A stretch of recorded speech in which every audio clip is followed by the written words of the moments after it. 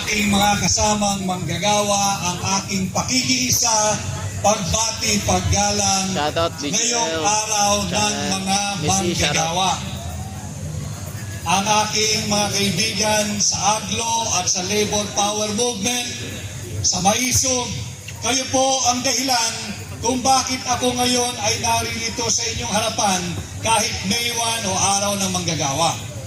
Alam ho ninyo, malaking bahagi ng aking pagpapasya last year kung ako'y dapat lumaho o hindi dito sa midterm election ay kayo ang mga manggagawa, ang AGLO at ang Labor Power Movement. Sapagkat sa aking pagkukonsulta, ang lagi nating nakakasama, of course, si Attorney Jimmy Miralles na aking kaibigan, kinonsulta ko po ang iba't ibang sektor. At sinasabi ko nga, parang hindi ko linya ang pagkandidato. Subalit, ako ho ay tinanong, alam mo naman, Attorney Vic, na hindi kaaya-aya ang nagiging direksyon tinatahak ng kasalukuyang administrasyon. Kaya mo bang talikuran ang kapwa mo Pilipino? Kaya mo ba talikuran ang uring manggagawa? Kaya mo bang pabayaan na patuloy na atakihin at ikompormiso ang ating demokrasya? Kung ang sagot mo sa mga katanungan yan ay kaya mo, mauunawaan ka namin, huwag mong tanggapin ang imbitasyon at hamon na pamunuan ang tunay at maisog na oposisyon sa Senado. Subalit, sabi ko sa kanila, bigyan lamang ako ng kaunting panahon at hayaang ako ay magnilay-nilay bago tayo magdesisyon. Sa aking pagninilay-nilay, ang aking sagot sa tatlong mabibigat na katanungang yan, hindi ko kayo kayang iwanan at hindi ko kayo kayang talikuran. Kanya ako ay naririto ngayon kumakatawan sa inyo. Ako po muli ang inyong kaibigan, Attorney Vic Rodriguez, number 56 sa balota, Senador ninyo, Pilipino, Abogado, Maisog.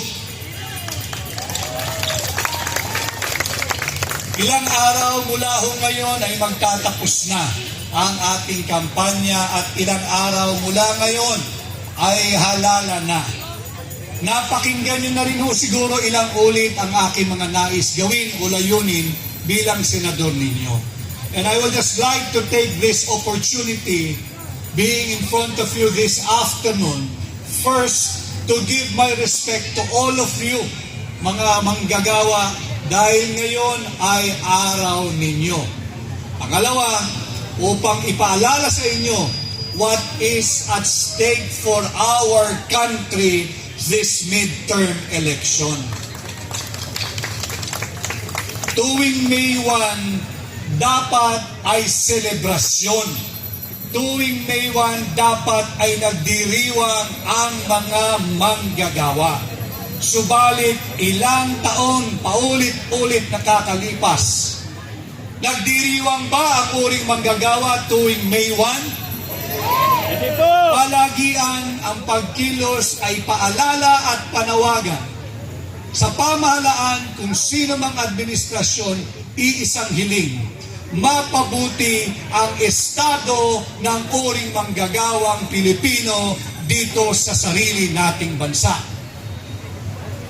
Halos 10 milyong Pilipino ang nangibang bayan dahil walang oportunidad o dili kaya kung meron man, mababa ang sahod ng mga manggagawa. Hindi sapat at hindi sasapat sa araw-araw na pangangailangan nating mga Pilipino. Halimbawa, dito sa Kalakhang, Maynila, ang minimum wage natin ay 645. Kung titingnan natin yung cost of living ng isang pamilya, kulang na kulang yung 645. Dito na yan sa Metro Manila. Imagine natin kung ano ang buhay ng ating mga kapwa Pilipino at kapatid na manggagawa sa labas ng Metro Manila. Bagamat ilang ulit ko rin nasabi na bilang senador ninyo, aking isusulong na magkaroon sana At dumating sana yung panahon na yan na magkaroon na ng pagkakapantay-pantay pagdating sa rate ng sahod ang mga nasa Metro Manila at nasa probinsya. Ito'y hindi magiging madali sapagkat gusto nating ipantay ang sahod ng mga manggagawa sa probinsya at Metro Manila. Subalit, titingnan din natin ang kakayahan na matugunan yan ng ating mga partner sa labor force. Ito namang mga mamumuhunan. Habang humihingi tayo ng karampatang benepisyo, dagdag sahod, hindi naman natin ninanais na wasakin, sirain at maging lugi ang ating mga partner, yung mga mamumuhunan, sapagkat mawawalan din tayo ng trabaho. Ang dapat nating pagtuunan, patuloy tayong manawagan sa gobyerno, sa administrasyon ni Bongbong Marcos. Tama na ang akap. Tama na ang AYEX. Hindi tugon yung 20 pesos kada kilo ng bigas na available lamang sa Cebu. Inaamag daw. Ang kinakailangan ng Pilipino, hindi akap, hindi AYEX, hindi yung pakitang tao na ibinababa ang presyo ng kilo ng bigas sa 20 pesos dahil lamang panahon ng halalan. Ang mga Pilipino, tayong lahat ay may dignidad, may dangal, may respeto sa sarili. At hindi tayo for sale. Ang kailangan natin mga Pilipino, ang kailangan ninyong mga manggagawa, proteksyon sa pamahalaan. Ang kinakailangan ng mga Pilipino, hindi manlimos, to hindi trabaho, oportunidad, negosyo, hanap buhay, proteksyon laban sa kriminalidad, at paglaban ng pamahalaan sa pagbabalik na naman ng droga. Ito ang kailangan natin, hitlimos. Nandiyan ang nagsasalita, Erlinda. Hindi tayo nanlilimos sa pamahalaan. Magagaling ang Pilipino. Ang patunay, halos 10 milyong Pilipino ayan po si ang nagtatrabaho sa labas ng ating bansa. In demand ang ating labor force. Halos 1 milyong Pilipino taon-taon ay nangingibang bayan at nakakapaghanap ng trabaho. Ganon kagagaling ang Pilipino. Kaya hindi natin kinakailangan ang limos sa pamamagitan ng akap at AYEX. Ang kailangan natin ay gawing mabuti ang kondisyon ng ating employment at proteksyon ng mga manggagawa. Yan ang kailangan natin. At sana, alam ho ninyo, papalapit na yung halalan. Tayo, nung simula ay kumandidato bilang independent, kasama ko kayo at ang hakbang ng maisog.